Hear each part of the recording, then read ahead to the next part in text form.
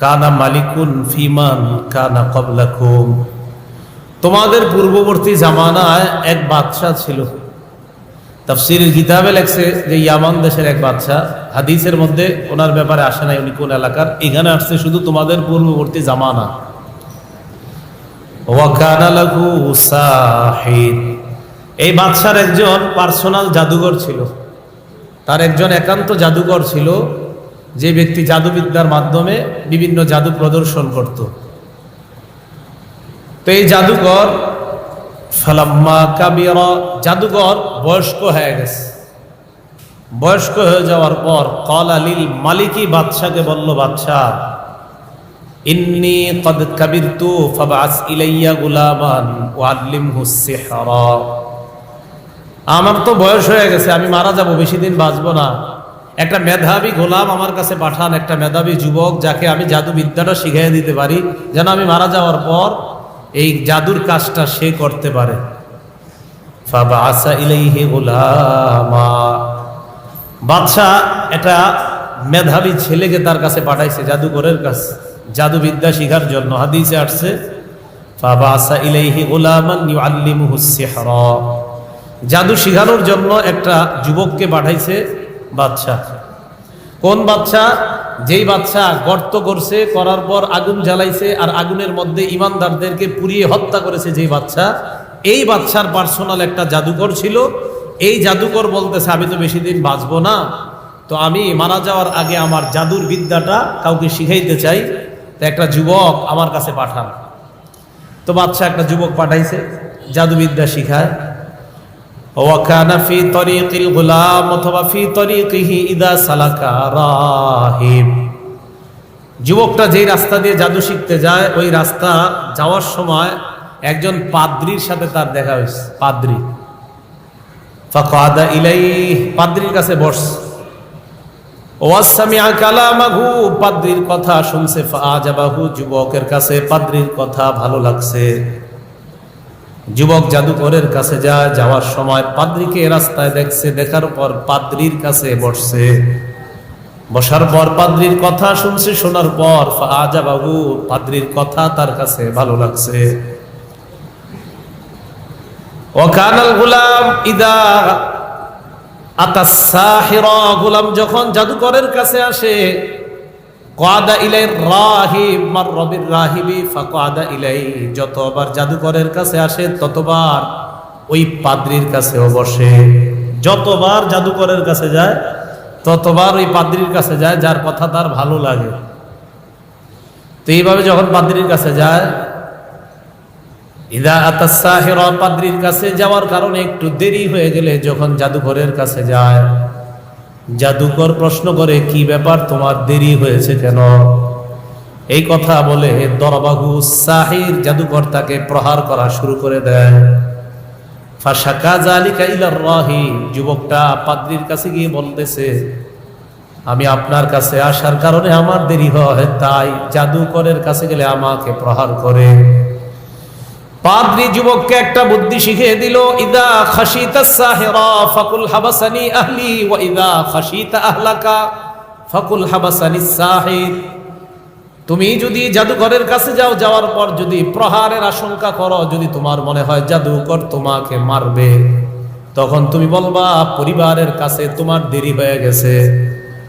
আর যখন পরিবারের কাছে যাওয়ার পর তারা বলে কি ব্যাপার তোর কেন দেরি হয়েছে, তখন তুমি বলবা জাদুকরের কাছে দেরি হয়েছে।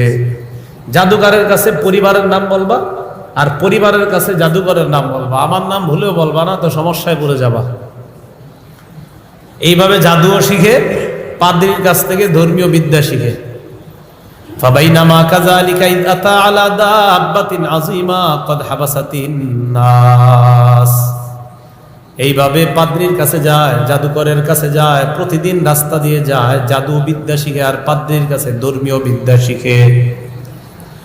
হঠাৎ একদিন যুবক রাস্তা দিয়ে যাওয়ার সময় দেখে বিশাল বড় একটা প্রাণী মানুষের রাস্তা পথ চলাচলের পথে মানুষকে আটকায় রাখছে। কি ব্যাপার, মানুষ কেন রাস্তা পারাপার হয় না? যুবক তাকায় দেখে বিশাল বড় একটা প্রাণী রাস্তার মধ্যে বসা। فقال الغلام, যুবক মনে মনে বলে, আল-ইয়াউমা আলামু আস-সাহিরু আফযল আমির রাহিবু আফযল, যুবক মনে মনে বলে, আজকে পরীক্ষা করব জাদুকর শ্রেষ্ঠ নাকি পাদ্রী শ্রেষ্ঠ। ফাখাযা হাজারা, একটা পাথর নিছে, নেওয়ার পর আল্লাহর কাছে বললেন, আল্লাহুম্মা ইন কানা আমরুর রাহিবি আহাব্বা ইলাইকা, এটা হলো মুসলিমের বর্ণনা, সহিহ ইবনে হিব্বানের বর্ণনা, আহাব্বা ইলাইকা ওয়া আরদা ইলাইকা মিন আমরিস সাহির। আল্লাহর কাছে পাথর নিয়ে বলতে লাগলেন, আল্লাহ, যদি পাদ্রীর এই ধর্মীয় বিদ্যাটা আপনার কাছে প্রিয় হয় আর জাদুকরের বিদ্যার চাইতে যদি ওই পাদ্রীর ধর্মীয় বিদ্যাটা শ্রেষ্ঠ হয়, তাহলে মাবুদ ফাকতুল হাদিহি দাব্বা, আমি এই পাথরটা মারবো, মারার সাথে সাথে তুমি এই প্রাণীটাকে হত্যা করে দাও, হাত্তা ইয়ামজিয়ান নাস, যেন লোকেরা নিরাপদে রাস্তা পার হয়ে যায়।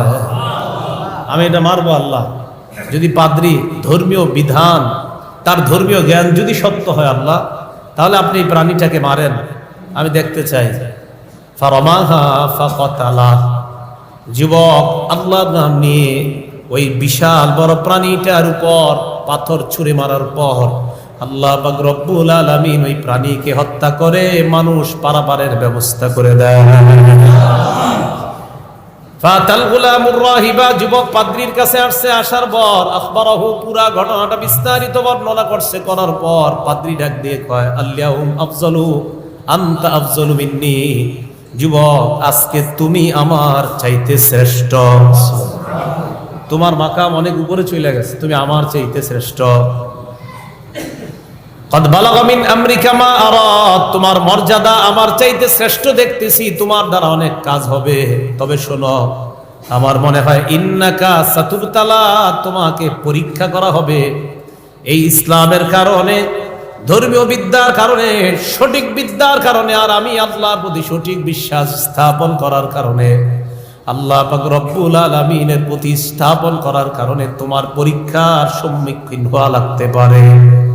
হাদিস দ্বারা বোঝা যায় ঈমান আনা মানি পরীক্ষার জন্য তৈরি হয়ে যাওয়া, ঈমান আনা মানি পরীক্ষার জন্য তৈরি হয়ে যাওয়া। দেখছেন, ঈমান, এই যুবকের এখন ঈমান এসে গেছে, পাদ্রী ঈমানদার। যুবককে বললেন, ইন্নাকা সাতুবতালা, তোমাকে পরীক্ষা করা হবে, ফাইনিবতুলিতা, যদি তোমাকে পরীক্ষা করা হয়, ফালা তাদুল্লা আলাইয়া, আমার নামটা কারো কাছে বলবা না। তোমাকে পরীক্ষা করা হলো, তোমাকে পরীক্ষা করা হলে তুমি আমার নামটা কারো কাছে বইল না। এই কথা বলার পর যাই হোক, যুবক তো চলে আসছে। ওয়াকানাল গুলামু ইউবরিউল আকমাহা, জন্মান্ধ, জন্মগতভাবে যে ব্যক্তি অন্ধ হয়ে দুনিয়ার মধ্যে আসছে, ওই ব্যক্তির চোখের মধ্যে যুবক আল্লাহর নাম নিয়ে হাত রাখলে সাথে সাথে তার চোখ ফিরে পায়। ওয়াল আবরাস, কুষ্ঠ রোগীর শরীরের মধ্যে যদি আল্লাহর নাম নিয়ে হাত দেয়, সাথে সাথে আল্লাহ কুষ্ঠ রোগীকে ভালো করে দেয়। মুসলিমের বর্ণনা, যুবক কোন জন্মান্ধ ব্যক্তিকে দেখলে আল্লাহর কাছে বলতেন, আল্লাহ তাকে আপনি ভালো করে দেন, সাথে সাথে ওই ব্যক্তির চোখ ফিরে পেয়ে যায়। আবার বলতেন, আল্লাহ কুষ্ঠ রোগীকে আপনি ভালো করে দেন, সাথে সাথে তার চোখ ফিরে পেয়ে যায়। ওয়াইদাবি মিন সাইরিল আদাওয়া, যত ধরনের রোগ বিমারি মানুষের শরীর হয়, যুবক আল্লাহকে বলা মাত্র ওই ব্যক্তিকে আল্লাহ সুস্থ করে দেয়। আল্লাহ যা বলে তাই শোনে। এখন যে কথাটা মন দিয়ে শোনেন, এই পরীক্ষার কাছাকাছি চলে যাইতেছে যুবক। ওয়াকানা জালিসুন লিল মালিক, বাদশার একজন আস্থাভাজন মন্ত্রী ছিল। ওয়াকানা কদ আমিয়া, ওই মন্ত্রীটার চোখ ছিল না। উনি মন্ত্রীও হতে পারে, অথবা সভাসদ বর্গ বা পরিষদ বর্গ বা তার আস্থাভাজন যারা একান্ত উপদেষ্টাদের একজন ছিল, একজন অন্ধ ব্যক্তি। এই অন্ধ সামিআ জালিসুন লিল মালিক, এই যুবকের কথা শুনছে, যে যুবক নাকি অন্ধ ব্যক্তির চোখে হাত রাখলে হাত ভালো হয়ে যায়, এটা শুনছে কে? বাদশার একান্ত এক সহচর যিনি অন্ধ, তিনি শুনছে। ফাতাহু বিহাদায়া কাসীরা, প্রচুর পরিমাণ হাদিয়া নিয়া যুবকের কাছে আসছে। আসার পর যুবককে কয়, মা হা হুনালাকা আজমাউ ইন আনতা শাফাইতানি, এইখানে যত হাদিয়া দেখতেছো সব তোমার, যদি তুমি আমার চোখটা ভালো করে দিতে পারো, এই যা নিয়ে আসছি সব তোমার। যুবক অন্ধ ব্যক্তির দিকে তাকায় কয়, লা আশফি আহাদা, আমি কাউকে আরোগ্য দেই না। বলেন, মানুষ কাউকে আরোগ্য, মানুষ কাউকে আরোগ্য দেয় না। যুবক বলে, ইন্নামা ইয়াশফিল্লাহ, আল্লাহ মানুষকে আরোগ্য দিয়ে দেন। ফাইন আমানতা বিল্লাহ দাউতুল্লাহ, আপনি যদি আল্লাহর উপর ঈমান আনেন, আমি আল্লাহর কাছে দোয়া করব, আশা করি শাফাক আল্লাহ, দোয়া করা মাত্র আল্লাহ আপনাকে সুস্থ করে দিবেন। ফাইন আমানতা বিল্লাহ দাউতুল্লাহ ফাকাদ শাফাক আল্লাহ, আমি আশাবাদী, আমি যদি দোয়া করি আপনি ঈমান আনেন তা আল্লাহ আপনাকে সুস্থ করে দিবে। সাথে সাথে অন্ধ ব্যক্তি কয়, আমি এই মুহূর্তে আল্লাহর উপর ঈমান আনলাম।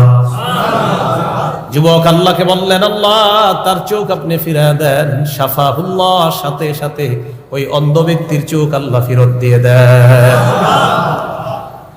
অন্ধ ব্যক্তি বাদশার মজলিসে আসছে, আসার পর জালাসা কামা কানা ইয়াজলিসু, অন্য দিনের মতো বাদশার মজলিসের তার আসনের জায়গাটার মধ্যে বসে যায়। যেই জায়গায় গিয়ে বসে ওই আসনটা দখল করে বসে যায়। বাদশা যখন তার দিকে দেখে, তাকায় দেখে ওই ব্যক্তি এতদিন অন্ধ মানুষটা, এই অন্ধ মানুষ আজকে সচক্ষে সব কিছু দেখতে পায়। বাদশা কয়, মান রাদ্দা আলাইকা বাসারাক, কি ব্যাপার, তোমার চোখ কে ফিরাইয়া দিল? এই কথা বলার পর বাদশার একান্তই উপদেষ্টা জবাব দেয়, রব্বি, আমার চোখ ফিরাইয়া দিছে আমার রব আল্লাহ। বলেন, চোখ ফিরাইয়া দিছে কে? আল্লাহ। এই কথা বলার পর বাদশা কয়, আলাকা রব্বুন গায়রি, আমি ছাড়াও কি তোমার কোন রব আছে? আমি ছাড়া কি তোমার রব আছে নাকি? আলাকা রব্বুন গায়রি, আমি ছাড়া তোমার রব আছে? মন্ত্রী জবাব দেয়, রব্বি ওয়া রব্বুকাল্লাহ, আমার রব আপনার রব একজন, তিনি আল্লাহ। আপনি মানেন আর না মানেন, আপনার রব আল্লাহ। দুনিয়ার মানুষ আল্লাহকে মানুক আর না মানুক, এটাই চূড়ান্ত ফয়সালা। সবার রব বলেন আল্লাহ। কেউ মানে কেউ মানে না, এটাই সত্যি। একদিন মানতে হবে, একদিন মানবে, কিন্তু ওই দিন মানলে উপায় কোনো লাভ হবে না। কিয়ামতের মাঠে সবাই মানবে উনি যে আল্লাহ। দুনিয়াতে কেউ মানে কেউ মানে না, কেউ স্বীকার করে কেউ স্বীকার, কিয়ামতের মানে সবাই স্বীকার করবে আল্লাহ। তো যাই হোক, যখন নাকি বলবে আমার রব আপনার রব আল্লাহ, এই কথা বলার পর ফাখাযাহু, তাড়াতাড়ি তাকে অ্যারেস্ট করছে। অ্যারেস্ট করার পর ফালাম ইয়াজাল ইউআযিবুহু, তাকে শাস্তি দেওয়া শুরু করছে, প্রহার করা শুরু। হাদিস দ্বারা বোঝা যায়, ঈমান আনার পর আপনার শরীরে আঘাত আসতে পারে, প্রহার আসতে পারে, এরপর ঈমান ছাড়ার প্রশ্ন আসে না। ঈমান ছাড়ার প্রশ্ন আসে না। মারতে মারতে মারতে মারতে কয়, বলো বলো, কে এইটা ঘটাইছে? হাত্তা দাল্লা আলাল গুলাম, যুবকের কথা বলে দিস।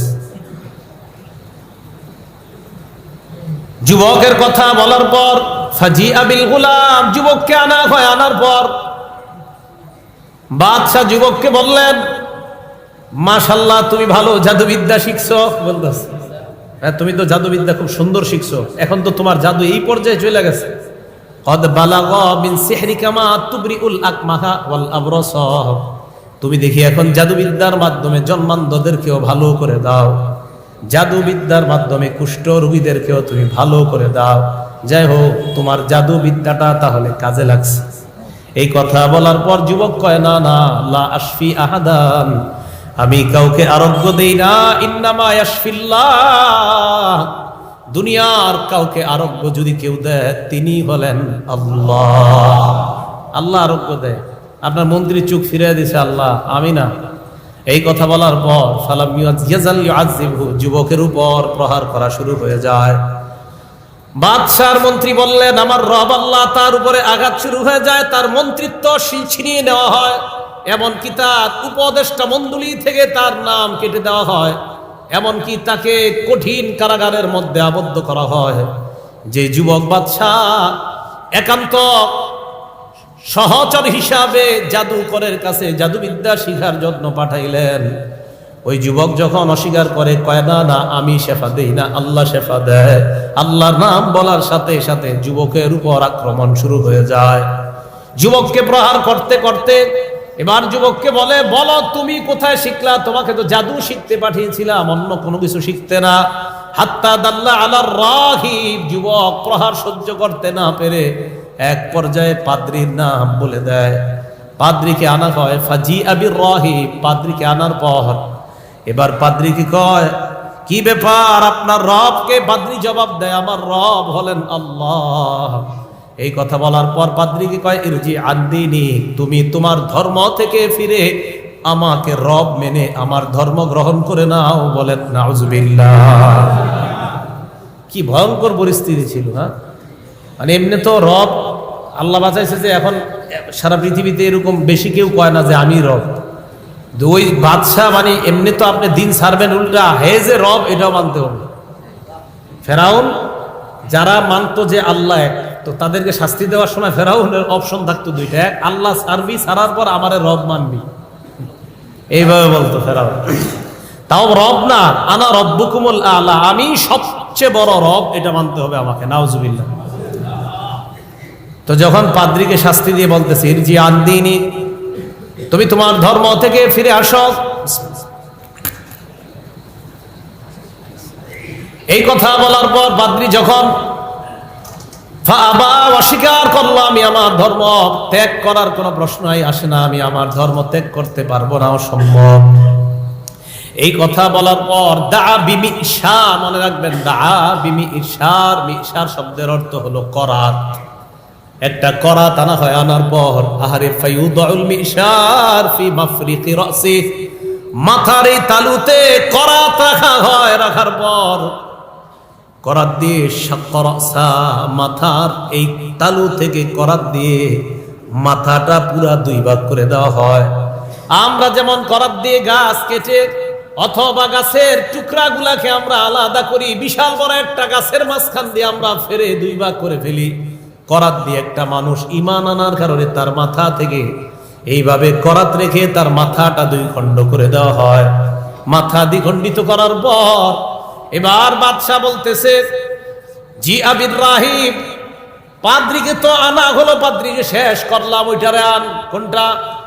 ওই যে যেই ব্যক্তির দাওয়াতের মাধ্যমে এই যুবক মুসলমান হইল, মুসলমান হওয়ার পর যুবকের দাওয়াতে আমার উপদেষ্টা মণ্ডলীর যেটা মুসলমান হয়েছে তাকেও ডাক দাও। এবার তাকে আনছে জালিস, হাদিসের বর্ণনা ফাজিআ, জালিসিল মালিক, বাদশাহ উপদেষ্টাকে সামনে আনা হয়। ফায়ুদউল মিশারু ফি মাফরিকি রাসিহি, তার মাথার ও তালুর মধ্যে করাত রাখা হয়। পাদ্রীর মাথা যেমন করাত রাখা হয় তার মাথার মধ্যেও করাত রাখা হয়। রাখার পর ফাশাক্কারাসা, মাথাটা দুই খণ্ড করে ফেলা হয়। হাদিসের বর্ণনা ফাওয়াকা শাক্কা, দুইটা খণ্ড আলাদা আলাদা হয়ে দুই পাশে পড়ে আছে। আহারে মুসলমান, একবার চিন্তা করেন, হযরত খাব্বাব আল্লাহ নবীর কাছে একবার আসছে, আসার পর নবীজি কাবা চত্বরের মধ্যে হেলান দেওয়া, আল্লাহ নবীর সাহাবা খাব্বাব এসে বললেন ইয়া রাসূলুল্লাহ, আমাদের জন্য একটু দোয়া করেন, বেঈমানদের অত্যাচার আর সহ্য করতে পারি না। নবীজি উইঠা বসলেন, চেহারা মুবারক লাল হয়ে যায়, আর বললেন খাব্বাব, তোমাদের পূর্বে ঈমানের কারণে এমন পরীক্ষা গিয়েছে, যে পরীক্ষার ভয়াবহতা ছিল, এত তীব্রতা ছিল, ওই পরীক্ষার মধ্যে ঈমানদারের মাথার মধ্যে করাত রাখার পরেও ওই করাত নামক এই ভয়াবহতা ঈমানদারকে তার ঈমান থেকে হটাইতে পারে না। তুমি কি বলো খাব্বাব? ওই ঈমানদাররা তাদের ঈমান থেকে সরে নাই, আর তুমি আসছো এখন এই কথা বলতে? তো রাসূল আকরাম সাল্লাল্লাহু আলাইহি সাল্লাম বলেন, যখন বাদশার উপদেষ্টাকে হত্যা করা হলো, হত্যা করার পর এবার যুবককে ডাক দিয়ে চিন্তা করতেছে বাদশাহরা যে এটারে আসলে যতই কই লাভ হবে না, এটারে লাভ হবে না। কি করছে? দাফা ইলা নাফারিম মিন আসহাবিহি, একদল সৈন্যবাহিনী ডাক দেয়। ডাক দেওয়ার পর যুবককে সৈন্যবাহিনীর হাতে ছেড়ে দেয়। বাদশাহ বলল ইযহাবু বিহি ইলা জাবালিন কাযা ওয়া কাযা, এই যুবককে নিয়ে অমুক পাহাড়ে যাবা, যাওয়ার পর ফাসাদু বিহিল জাবাল, তাকে নিয়ে পাহাড়ের উপর উঠবা। ফাইদা বালাগতুম যুরওয়াতা, পাহাড়ের চূড়ায় যখন তোমরা যাইবা, আবার বলছি হ্যাঁ, ফাসাদু বিহিল জাবাল, যুবককে নিয়ে পাহাড়ের উপরে উঠবা। ফাইদা বালাগতুম যুরওয়াতা, পাহাড়ের চূড়ায় যখন যাইবা, যাওয়ার পর যুবককে বলবা ধর্ম ছাড়ো, না হয় পাহাড় থেকে নিচে তোমাকে আমরা ফেলে দিয়ে হত্যা করব। এই হত্যাকাণ্ড তুমি মরণের জন্য প্রস্তুত হয়ে যাও। এই অপশন দেওয়ার পর যুবক যদি মেনে নেয় ভালো কথা, ফাইন রজান দীনিহি, দিন থেকে যদি ফিরে আসে তাহলে ভালো, ওয়া ইল্লা ফাতরুহু, তার অন্যথায় তোমরা তাকে পাহাড়ের উপর থেকে নিচে ফেলে হত্যা করবা। আওয়াজ দিয়ে বলেন নাউজুবিল্লাহ।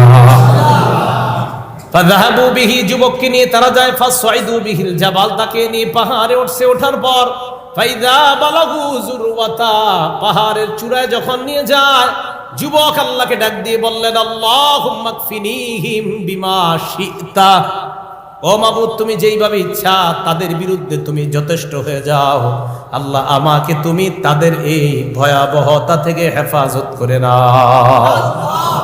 এই কথা বলার পর দেখেন কি হয়, ফারাজিফা বিহিমুল জাবাল, পাহাড় কাঁপতে শুরু করছে। পাহাড় কাঁপতে শুরু করছে, পাহাড় কেঁপে যারা উপরে উঠছে তাদের সবগুলাকে নিচে ফেলে হত্যা করে, আর যুবক নিরাপদে পাহাড়ের নিচে নেমে আসে। ফাজাআ ইয়ামশি ইলাল মালিক, হাঁটতে হাঁটতে বাদশার দরবারে উপস্থিত হয়ে যায়। বাদশা অবাক হয়ে যায়, আসার কথা তো তোমার না, যাদের আসার কথা তারা কোথায়? তুমি কেন আসলা? তারা কেন আসলো না? তুমি তো আসার কথা না, তুমি তো মরার কথা। যারা তোমারে মারবে ওরা কোথায়? হাদিসের বর্ণনা, মা ফালা আসহাবুকা, এই সৈন্যবাহিনী কোথায়? তোমারে যারা নিয়ে গেছে ওরা কোথায়? হাদিসের বর্ণনাটা হলো মা ফালা আসহাবুকা, তোমারে যারা নিয়ে গেছে ওরা কোথায়, ওরা কি করছে? যুবক কয়, কাফানিহিমুল্লাহ, আল্লাহ তাদের বিরুদ্ধে যথেষ্ট হয়ে তাদের চক্রান্ত থেকে আল্লাহ আমাকে হেফাজত করেছেন। তো এইবার হেফাজত করার পর বাদশা কি করছে? ফাদাফা ইলা নাফারিম মিন আসহাবিহি, আরেক দলকে ডাক দিয়েছে সেনাবাহিনী। ডাক দেওয়ার পর কয়, ইযহাবু বিহি ইলাল বাহ, সমুদ্রে নিয়ে যাও। যাওয়ার পর ফাহমিলুহু ফি কুরকুরিন, একটা নৌকার মধ্যে উঠাইবা, উঠানোর পর তাওয়াসসাতু বিহিল বাহরা, সমুদ্রের মাঝখানে যাইবা। যাওয়ার পর ফাইন রাজান দিনিহি, যদি ধর্ম থেকে ফিরে আসে ভালো কথা, অন্যথায় ফাকদিফুহু, ওই যুবককে ওই টলার লঞ্চ অথবা যা দিয়ে নদীর মাঝখানে নিয়ে যাইবা, সেখান থেকে নদীর মধ্যে ফেলে দিয়ে পানিতে ডুবিয়ে হত্যা করবা। নাউজুবিল্লাহ। তাহলে আগের দুইজনকে করাত দিয়ে হত্যা করা হয়েছে, তাকে পাহাড় থেকে ফেলে হত্যা করার চেষ্টা করলো, পারলো না, এবার নিয়ে গেল নদীর মাঝখানে। নদীর মাঝখানে যাওয়ার পর যুবক আবার আল্লাহকে ডাক দিয়ে বললেন, আল্লাহুম্মা কফিনিহিম বিমা শি'তা, আল্লাহ আপনি যেইভাবে ইচ্ছা তাদের বিরুদ্ধে যথেষ্ট হয়ে তাদের চক্রান্ত থেকে আমাকে হেফাজত করে নেন।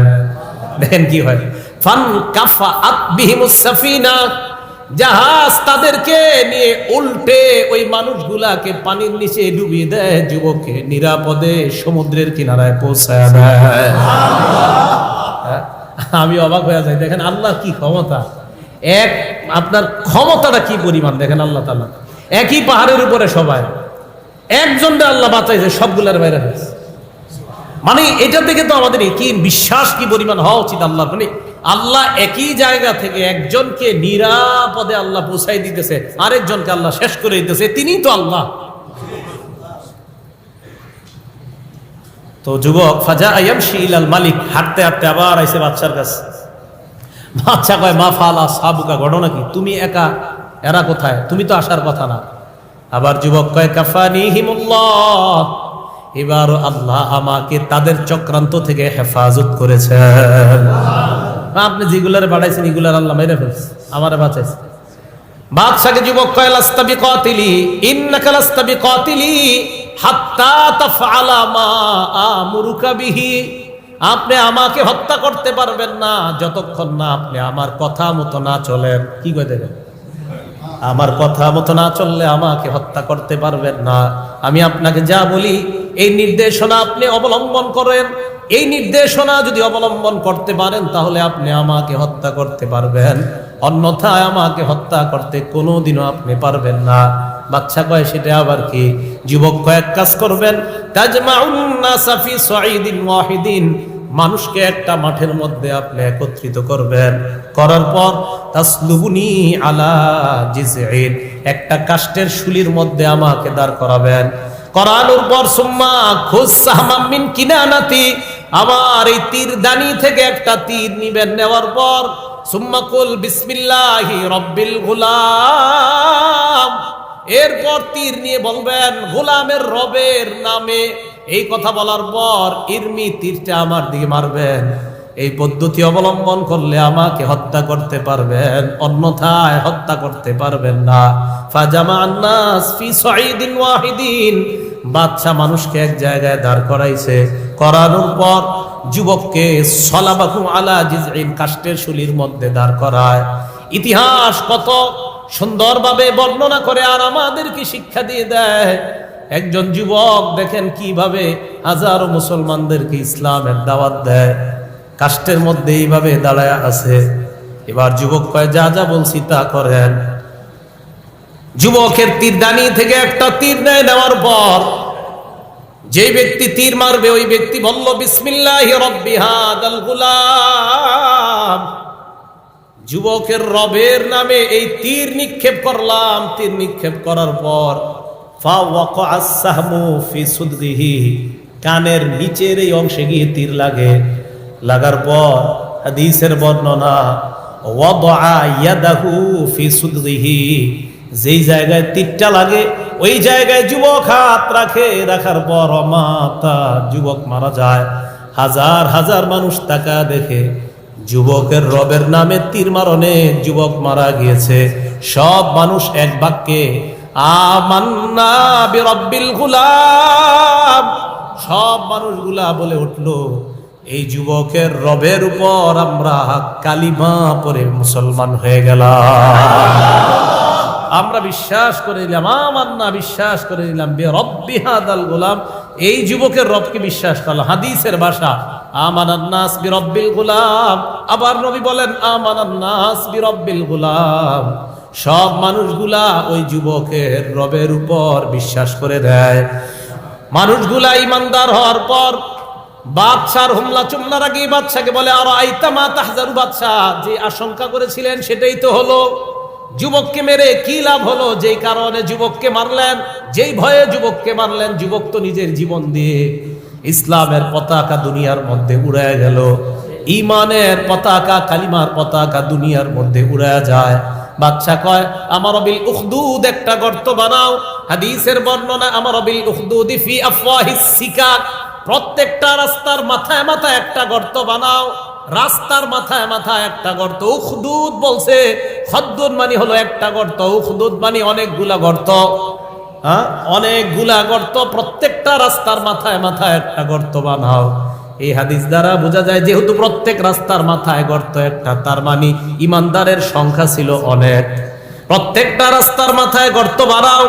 গর্ত বানাইছে, বানানোর পর ফাজমারুন নিরান, হাদিসের বর্ণনা ফাখুদ্দাত, গর্ত করা হয়, ওয়া উজমিরুন নিরান, আগুন জ্বালানো হয়।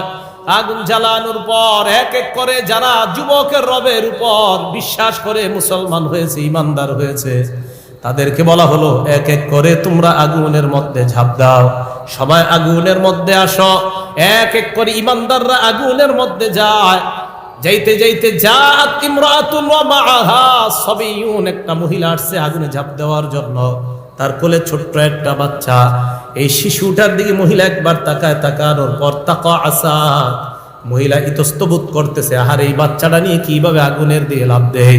আল্লাহ নবী বলেন, সাথে সাথে ওই বাচ্চার জবান আল্লাহ চালু করে দেয়। বাচ্চা মায়ের দিকে তাকায় বলে, ইয়া উম্মাহ ইসবিরি, আম্মা ধৈর্য ধারণ করেন। ইয়া উম্মাহ ইসবিরি, আম্মা ধৈর্য ধারণ করেন, জান্নাত দেখা যাইতেছে। বাচ্চা কইতেছে, আম্মা ধৈর্য ধারণ করেন, জান্নাত দেখা যাইতেছে।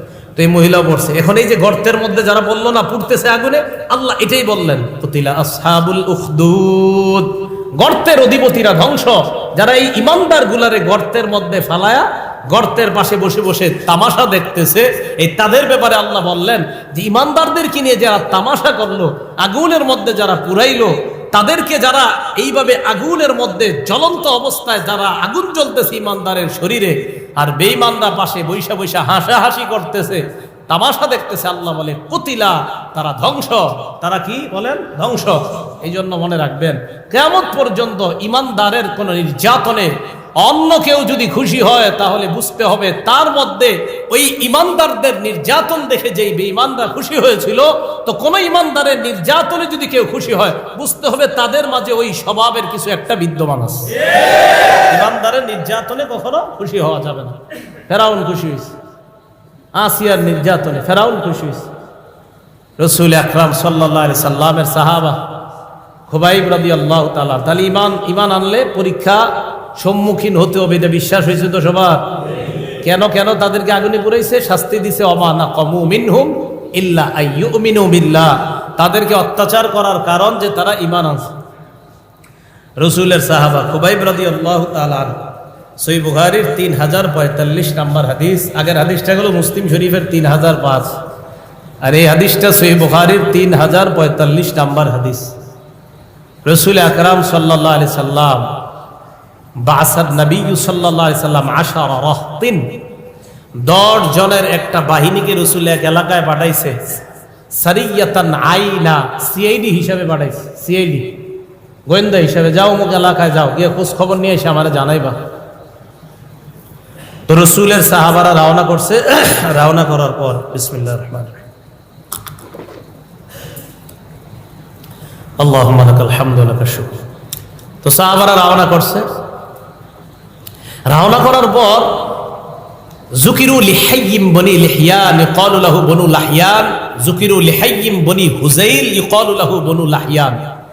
একটা এলাকা আছে নাম হুযাইল, এই হুযাইল গোত্রের একটা ছোট্ট এলাকার নাম হলো বনু লাহয়ান। আপনাদের এই এলাকার তো গ্রাম আছে, তো একটা গ্রামের নাম বনু লাহয়ান। এই লাহয়ান গ্রামের লোকদের মধ্যে আলোচনা হইল, আচ্ছা মদিনার একদল সাহাবা যারা নাকি ঈমান আনছে, এরা নাকি এই এলাকা দিয়ে কোথায় যাইতেছে। ফানাফারু লাহুম করিবাম মিন মিআতাই রাজুলিন কুল্লুহুম রাম, মুসলমানদের পিছনে 10 জন মুসলমানের পিছনে 200 তীরন্দাজকে তারা লাগায় দেয়। মুসলমান কয়জন? 10 জন। তীরন্দাজ বাহিনী তারা 200 জনকে মুসলমানের পিছনে লেলিয়ে দেয়। তীরন্দাজ বাহিনী মুসলমানদেরকে ধাওয়া করতে লাগলো। ফাক্তাসু আসারহুম, তারা তাদের পদাঙ্ক অনুসরণ করতে করতে পিছনে ধাওয়া করতে লাগলো। দেখেন এই জায়গায় কিন্তু ধাওয়া করার মতো কোনো পরিস্থিতি নাই, শুধু শুধু মুসলমানদেরকে 200 তীরন্দাজ আন্দাজে তাদের পিছনে ধাওয়া করা শুরু করে দেয়। মনে রাখবেন, ইসলাম আক্রমণ করা শিক্ষা দেয় না, বরং অন্যরা আক্রমণ করে, ইসলাম আক্রমণ প্রথমে সহ্য করে এরপর পাল্টা আক্রমণ চালায়। ইসলাম আগে আক্রমণ করে না, এটা সবারে বলে দিবেন। ইসলাম আক্রমণ আগে করে না, এটা এলাকায় এলাকায় ছোট ছোট মাইক দিয়ে বলবেন, ইসলাম আক্রমণ করে না, ইসলাম আক্রমণ করে না। মুসলমান কাউকে প্রথমে আক্রমণ করে না। আল্লাহ রসুল শুধু 10টা বছর, রসুল আকরাম সাল্লাল্লাহু আলাইহি ওয়াসাল্লাম 13টা বছর শুধু নির্যাতন সহ্য করলেন, সাহাবারা সহ্য করলেন, শুধু সহ্য করলেন। এই 13 বছরের জীবনী মানুষকে শোনান। একদল মানুষ শুধু 10 বছরের নবুয়তি জিন্দেগিটা নিয়ে ইসলামকে কলুষিত করতে চায়।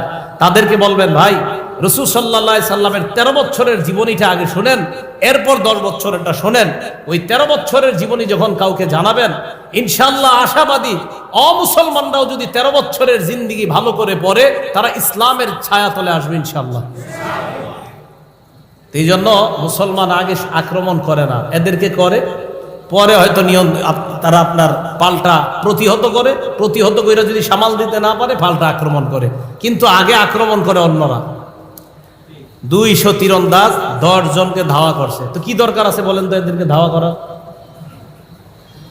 এদের পিছিয়ে যাইতে চিন্তা করতেছে এরাই তারা কিনা, মানে টেনশন আবার এরাই কিনা নাকি অন্য কেউ গেল। হাত্তা ওয়াজাদু মাকালাহুম তামারান তাজাওয়াদুহু মিনাল মাদিনা, যাইতে এক জায়গায় গিয়ে দেখে খেজুর।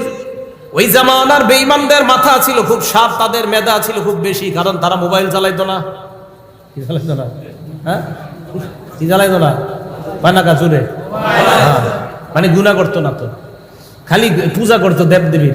মোবাইলের গুনাহ ছিল না। তো যুবকদের একদম ছোট বড় সবগুলার মেধা নষ্ট হয় মোবাইলের কারণে। এ কারণে মোবাইল সত্যি কথা, মোবাইলে গুনার কারণে ছেলে মেয়ে সবগুলার মেধা নষ্ট হয়ে যায়। ওই জামানার কাফেররা উটের পায়খানার মধ্যে খেজুরের বিচি দেখলে বলে দিতে পারতো এটা কি মদিনার খেজুর না মক্কার খেজুর নাকি ইয়ামান দেশের খেজুর। বদরের যুদ্ধের প্রেক্ষাপটটা বইরেন, বদরের যুদ্ধের প্রেক্ষাপট সিরাত ইবনে হিশামের মধ্যে আসছে। ওই জায়গায় দেখবেন আবু সুফিয়ান রাদিয়াল্লাহু তাআলা আনহুকে কেন্দ্র করেই তো বদরের প্রেক্ষাপট তৈরি হলো, সে আলোচনা যাব না। তো এটা পড়লে বোঝা যায় ওই জায়গায় একটা ঘটনা আছে আপনার, যে ওটের পায়খানার মধ্যে খেজুরের বিচি দেখা ওই কাফেররা হাতে নিচে নেওয়ার পর এক রাখাল্লা এসে জিজ্ঞাসা করছে, আচ্ছা এই জায়গায় কি উত্তর দিকের, এবার দেখছে ওই দিকের কোন লোক আসছে, তো রাখাল এমন করে। রাখালরে আবার দুইজন সাহাবা বলছে, এই রাখাল, তোমারে যদি কেউ কিছু জিজ্ঞাসা করে তুমি কিছু বলবা না। তো রাখালরে জিজ্ঞাসা করার পর রাখাল কিছু কয় না, রাখাল কিছু কইব না বুঝছি। এবার কাঠি দিয়ে আপনার ওই পায়খানা নাড়াইতেছে, নাড়ানোর পর ওখানে আপনার খেজুরের বিচি দেখতেছে, খেজুর। এই কাফেররা আপনার এই খেজুরের বিচি, খেজুরের ইত্যাদি তারা দেখা অনুমান করতে পারে এটা কি মদিনার খেজুর না অন্য জায়গায়। তো খেজুর দেখা, হ্যাঁ মদিনার 2 সিআইডি দিয়ে আসছে, বুঝা গেছে। হ্যাঁ, সফিউর রহমান মুবারকপুরি রহমতুল্লাহ আলাইহি উনিও আনছে, রাহিকুল মাখতুমের মধ্যে আনছে, সিরাত ইবনে হিশামের মধ্যে আনছে, আল্লামা ইবনে হিশাম। তো যাই হোক, কাফেররা যাইতে যাইতে হঠাৎ এক জায়গায় দেখে খেজুর, খেজুর দেখার পর ভালো করে খেজুরটা তাকায় দেখে, হ্যাঁ এটা মদিনার খেজুর, তার মানে আমরা ঠিক জায়গায় আসছি। 10 জনকে আমরা ধাওয়া করছি, যেই 10 জন, এই 10 জনকে, তার মানে আমরা সঠিক জায়গায় আসছি।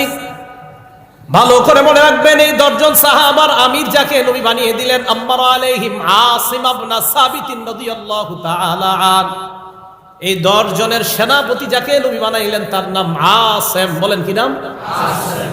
আসিম রাদিয়াল্লাহু তাআলা আন বুঝতে পারলেন বেঈমানরা আমাদেরকে ধাওয়া করতেছে, কি করা যায়।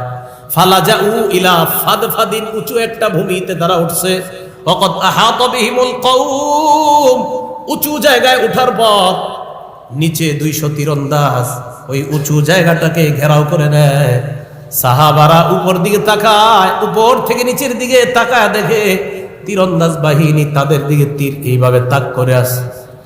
বেঈমানরা নিচ থেকে কয়, আনজিলুনা, তাড়াতাড়ি তোমরা নামো, ওয়া আতুনা বিআইদিকুম, আমাদের হাতে তাড়াতাড়ি সারেন্ডার করো।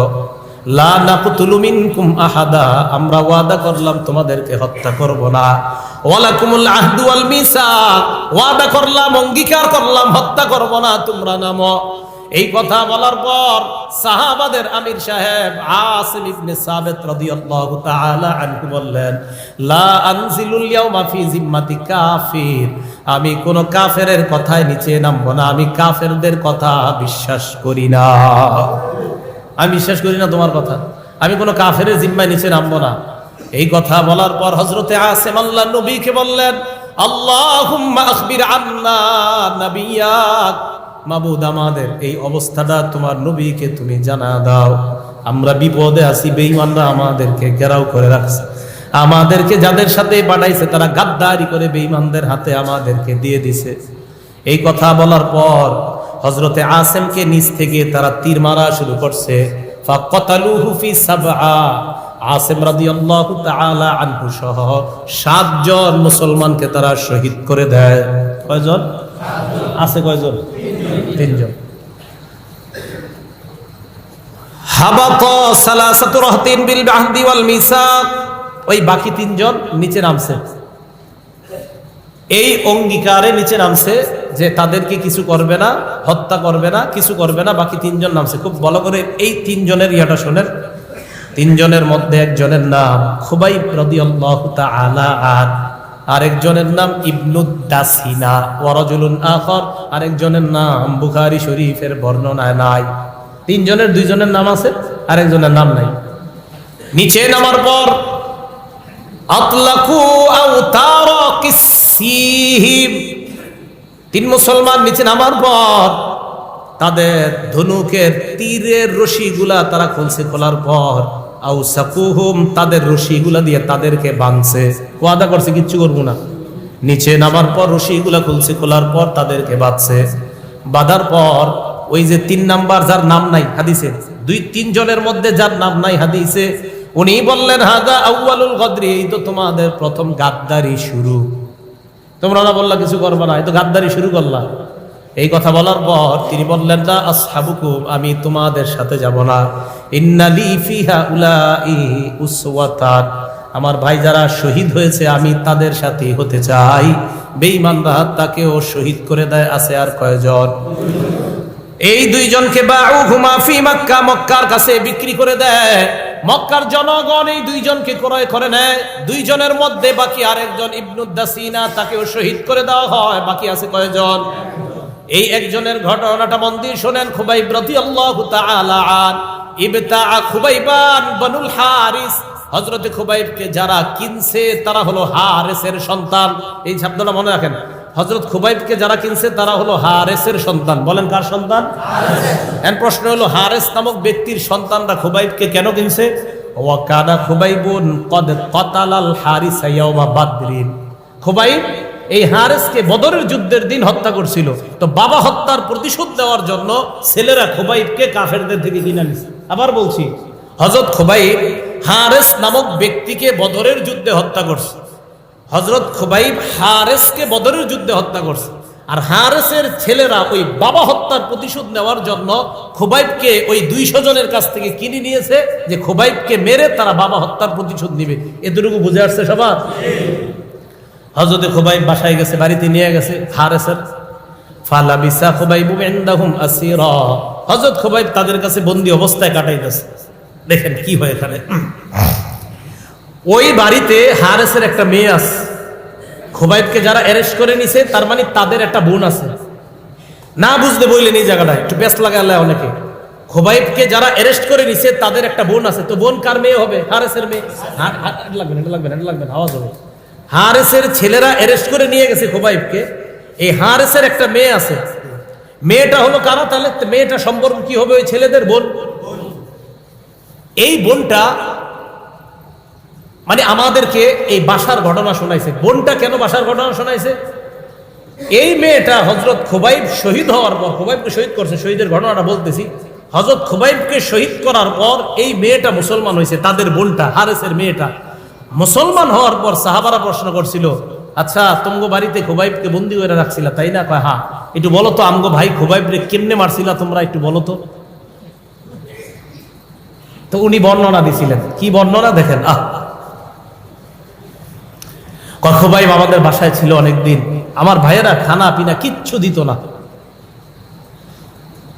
যেদিন ভাইয়েরা সিদ্ধান্ত নিয়ে ফেলছে খুবাইবকে হত্যা করে ফেলবে, ওলামায়ে কেরামদেরকে বলি আমি, আর সাধারণ যারা তাদেরকে আমি 2-1 দিন পর পর ঘটনাটা একা একা পড়ি গাড়িতে বসে বসে।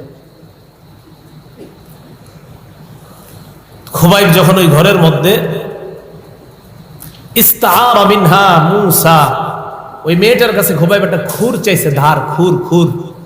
কেন? ইস্তাহিদ্দু বিহা, খুর দিয়া শরীরের অবাঞ্ছিত পশমগুলা কেটে ফেলবে, পরিষ্কার করবে, কারণ খুবাইবকে আজকে হত্যা করতে নিয়ে যাবে।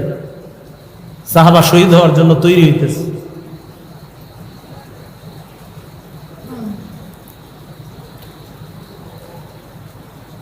ওই মেয়েটা বলে, আমি তাকে খুর দেওয়ার পর আখাযা ইবনান লি, আমি হঠাৎ তাকায় দেখি আমার ছেলেটা খুবাইবের কোলে। ও আনা গাফিলা হিনা আতা, আমার অসতর্কতা বশত আমার ছেলেটা খুবাইবের কাছে গেছে। ওয়াল মূসা বিয়াদিহি, খুর খুবাইবের হাতে। আমি ভয় পেয়ে গেছি। ফাজিআতু ফাজআ, আমি ভয় পেয়ে গেলাম। ইন্না লিল্লাহ, তার হাতে খুর, আবার আমার ছেলে তার কোলের মধ্যে বসা। খুবাইব আমার চেহারার দিকে তাকায়া আরাফাহা ফি ওয়াজহি, বুঝতে পারছে আমি ভয় পেয়ে গেছি। খুবাইব কয় তাখশাইনা আন আকতুলা, তুমি কি ভয় পাচ্ছ আমি তোমার সন্তানকে হত্যা করব? লাম আকুন আফআল যালিক, আমরা মুসলমান কখনো কারো দুর্বলতায় আঘাত করি না আমরা, তুমি ভয় পাওয়ার কিছু নাই। খুবাইবকে বাইর করে নিয়ে গেছে।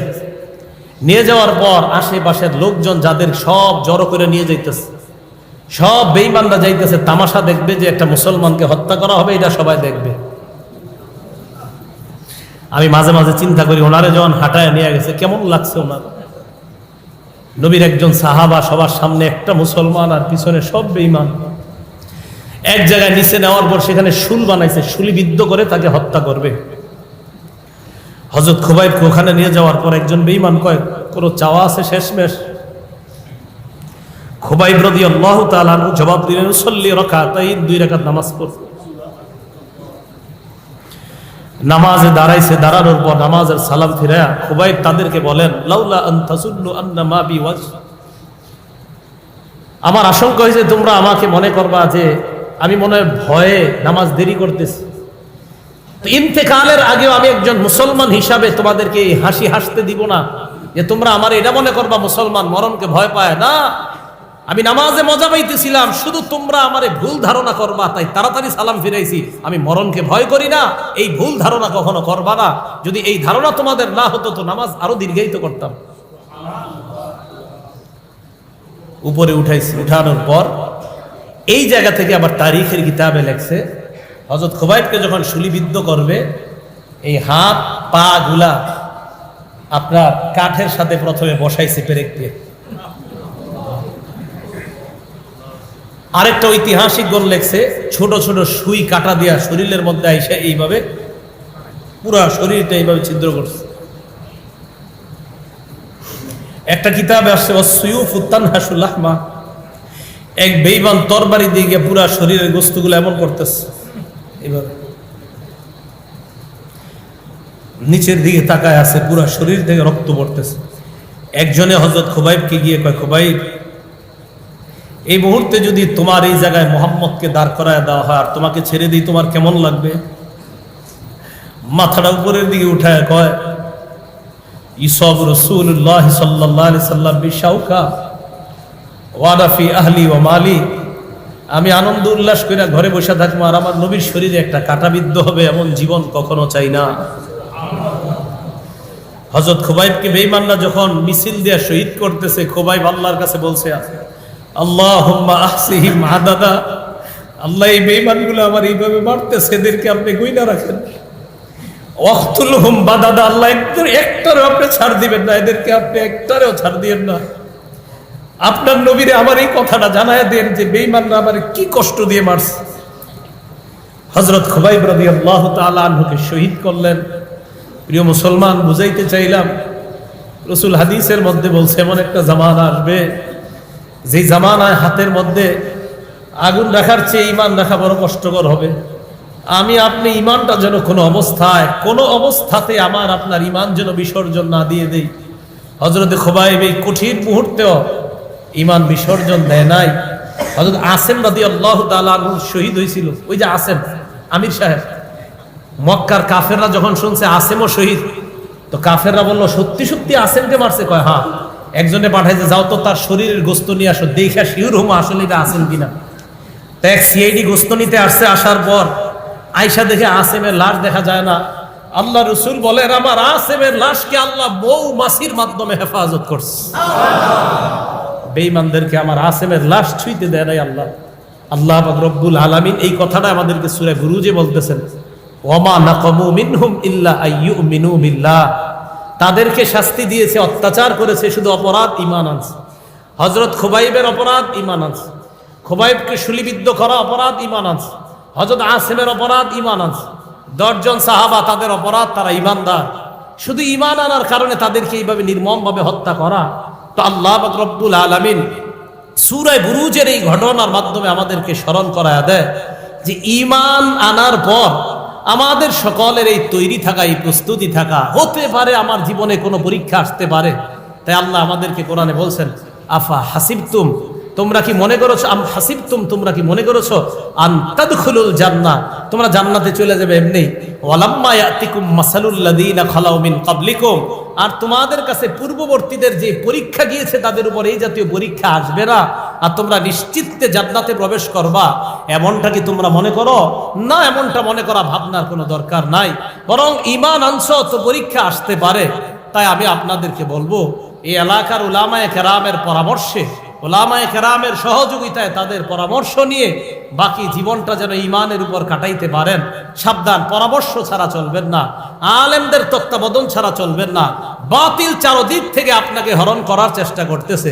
রাসূল সাল্লাল্লাহু আলাইহি সাল্লাম একটা দাগ দিছে এইভাবে, ইবনে মাজার 11 নম্বর হাদিস, জাবির ইবনে আব্দুল্লাহ বলেন, খত্ত রাসূলুল্লাহ খত্তন, রাসূল একটা দাগ দিছে, খত্ত খত্তাইনে আন ইয়ামিনি, ডানে 2টা দাগ দিছে, খত্ত খত্তাইনে আন শিমালি, বামে 2টা দাগ দিছে। দেওয়ার পর বললেন, হাদা সাবিলুল্লাহি মুস্তাকিমা, মাঝের রাস্তাটা হলো আল্লাহর সোজা রাস্তা, আশেপাশের রাস্তাগুলো হলো বাঁকা রাস্তা। প্রত্যেক রাস্তায় একজন শয়তান ডাকে, সোজা রাস্তায় আল্লাহ ডাকে, বাঁকা রাস্তায় শয়তান ডাকে। তো মনে রাখবেন, ইসলামের মধ্যে নতুন কোনো আমল যদি এলাকার মধ্যে চালু হয় আর আলেমরা যদি বলে না এটা সঠিক না, এটা ভুল, এটা ইসলামের মধ্যে বেদাত, সেই কথা মেনে নেওয়ার চেষ্টা করবেন। মনে রাখবেন, বেদাতি কর্মকাণ্ড আর কিছু জিনিস করার পর আপনি বললেন, হুজুর আমার মন তো নরম হয় ওই বেদাতগুলা করলে, আমার মন খুব ভালো হয়।